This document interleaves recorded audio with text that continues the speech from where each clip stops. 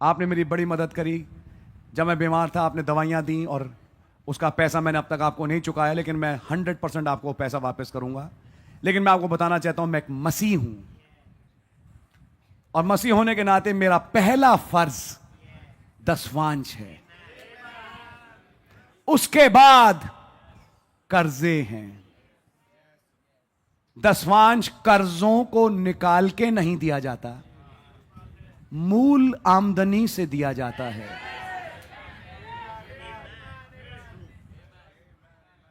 I don't know आप clear हैं या नहीं।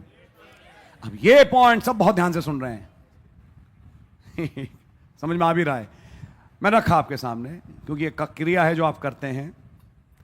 दसवांश मूल आमदनी से है। मैंने 10 रुपए कमाए, लेकिन पहले मैं 5 रुपए उसको भी तो लौटाने, पहले 5 रुपए उसे लौटाऊंगा, अब बचे 5, अब इसमें से दसवांश निकालूंगा। गलत, आप बिल्कुल गलत हैं।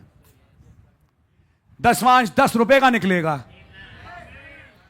नबी ने कहा पहली ड्यूटी दसवांश है, दूसरी ड्यूटी कर्जे हैं, तीसरी ड्यूटी मैं खुद मेरा परिवार है। अब आपको सीक्वेंस समझ में आ गया। किसी ने सवाल पूछा तो मैंने उसका जवाब दिया, अब मैं आपको संदेश से जवाब दे रहा हूं। यह है जवाब।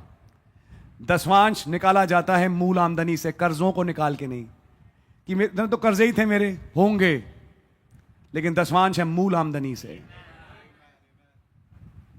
मेरा इतनी तो ईएमआई में कट जाता है, तभी तो मैं दसवांश निकाल पाऊंगा। ब्रदर, जो मूल इनकम है उसे कैलकुलेट करिए।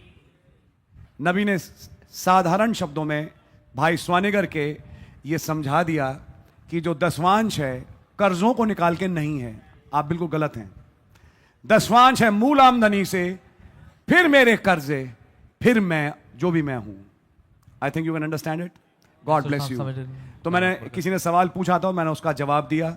फिर नबी ने यह पूछा कि कौन से कर्जे। नबी ने कहा इसका मतलब यह नहीं कि कोई कार ना खरीदो या घर ना खरीदो, लेकिन कोई ऐसा कर्जा जिसे आप चुका सकते हैं उसे चुका दें।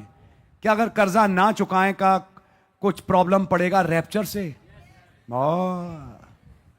मैसेज पढ़िएगा ध्यान से।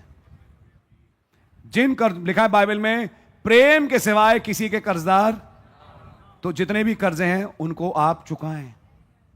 हमारे यहां उल्टे लोग हैं। तुमने दे दिया, तुम्हारा फर्ज था। अच्छा, देने वाले को सिखाते हैं। बाइबल में लिखा है देने के बाद मत पूछ। सुन रहे हैं? लिखी आयत, देने के बाद मत पूछ। बोलता मैं पूछ इसलिए रहा हूं कि मुझे भी चाहिए। मेरे को कोई और पूछ रहा है। मेरे पास भी पर्याप्त नहीं था तो मैंने आपको निकाल के अपना पेट काट के दिया था।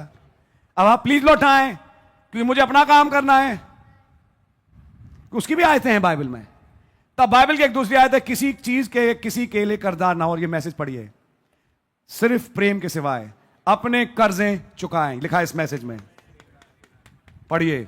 जिन्होंने मैसेज नहीं पढ़ा आप पढ़िए। किसी चीज में किसी के कर्जदार ना बने। जिनसे लिया उनका पैसा लौटाएं, तब आप एक सही विश्वासी गिने जाएंगे। तालियां भी पिट रही हैं इस वक्त, क्योंकि सबको समझ में आ रहा है। देखा, इतनी तालियां 2 घंटे के मैसेज में नहीं पिटी। लेकिन हां, कई लोग थे जो खड़े हुए, आमीन बोला, हालेलुया बोला।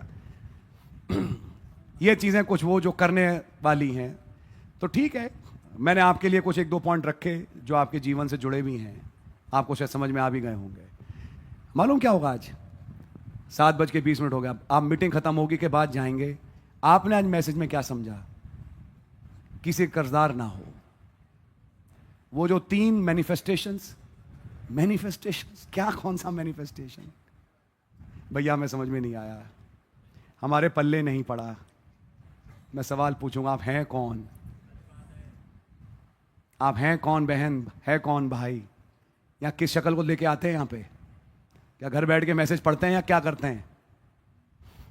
बुरा ना माने, मैंने ऐसे बोला ये बाइबल मात्र कोड ऑफ एथिक्स, यानी कुछ डूज और डोंट्स नहीं सिखाती बस। समझ में आ रही है? ये बाइबल है रेवलेशन, यीशु मसीह के मुकाशफे का। God bless you.